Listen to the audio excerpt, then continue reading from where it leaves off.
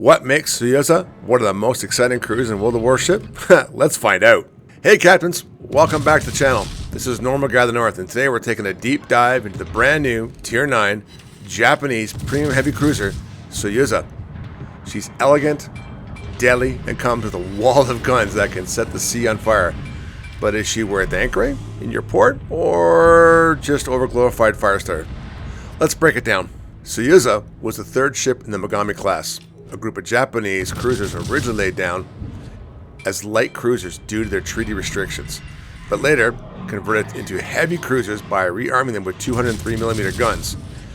Suyuza saw significant action in World War II, participating in the Indian Ocean Raid, the Battle of Midway, and finally the Battle of Samar, where she was sunk in October 1944 after being crippled by U.S. air attacks.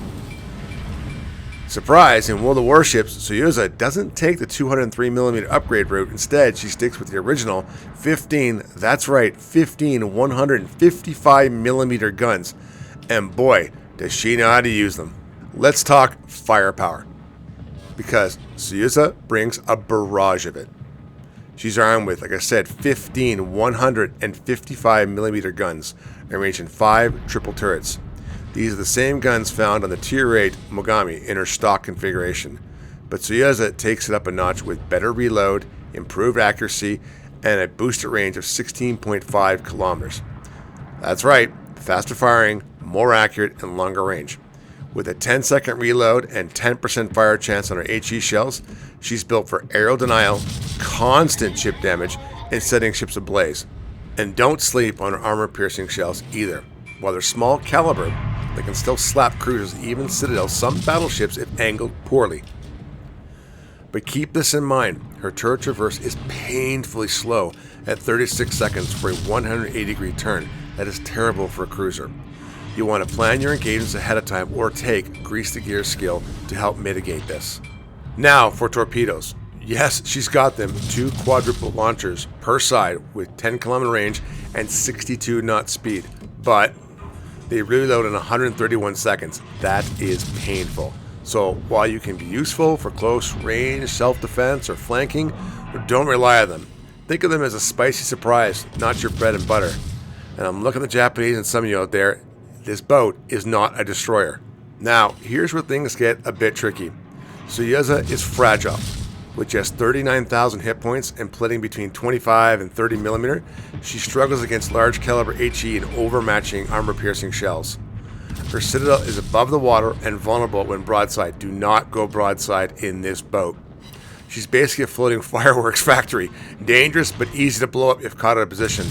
Most Tier 10 and Tier 11 battleships can limit you in one shot. Please do not end up on a Panzerknacker video. Your best defense, stay moving. Suyuza has a decent rudder shift, top speed 35 knots, so keep kiting, weaving, and never ever show a full broadside with this boat. Okay, let's look at the tools she brings to the table. Suyuza gets, well, first of all, a standard cruiser repair party, but with faster cooldown. A choice between defensive A or hydroacoustic. I would take hydroacoustic, obviously, for torpedoes. Defensive A, sure, it doesn't really exist. A catapult fighter to help ward off planes, and best of all, main battery reload booster. Yeah, that's right, a cruiser with 15 guns and a reload booster. Pop it during a brawl or when setting up crossfires, and watch enemy ships just melt under your DPM storm. In terms of AA, she's not amazing, that's why I wouldn't take defensive AA. Her range is 5.8, but damage is moderate at best. You can swat some planes away, but you will not scare off a full CB strike on your own. So where does Suyuza sit in the tech tree comparison? If you play the Mogami stock, this will feel very familiar to you. But better, if you love Mino style DPM spam, Suyuza scratches that itch, but a long range with HE. Now you can get up to 19 kilometers with proper skill, so that's pretty far. Think of her as a Japanese light cruiser masquerading as a heavy, trading alpha damage for relentless volume of fire. Compared to other Tier 9 premiums like Alaska or Azuma, she's much more fragile, but also more mobile and fire-focused. Alright, let's talk about the proverbial elephant in the room. Suyuza is available through the Black Daruma Premium Containers with a 2% drop rate, or if you're lucky or wealthy, the Suyoza Golden version has a 9% chance from the Gold Daruma crates.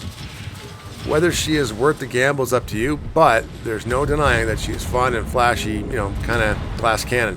However, one thing I want to point out, you can buy both the ships, including the one I just did yesterday, for doubloons, right in the actual armory. So go there if you want to buy it. That's what I did and get them. I'm not playing loot boxes. To wrap it up, Suyuza is an incredibly fun ship to play in all game modes, whether it's you're doing unbreakable, randoms, co-op, operations, as long as you know what you're doing. She's fast, fires fast, punishes ships that stay in her line of fire, but if you stop moving or get caught by radar or planes, you're going to regret it quickly, and I mean quickly. She rewards smart, patient, hit-and-run tactics, perfect for players who enjoy kiting, setting fires, and staying one step ahead of the enemy. If that sounds like your kind of game, well, Suyuza might just be your favorite new cruiser. If you enjoyed the review, please hit the like button, subscribe to Normal Guy of the North, and ring the bell so you never miss another review. Have you picked up Suyuza yet, or are you holding off for a different premium? Drop your thoughts in the comments below. I really want to hear them. Thanks for watching. As always, take care, stay safe, wish you all the best, and bye for now.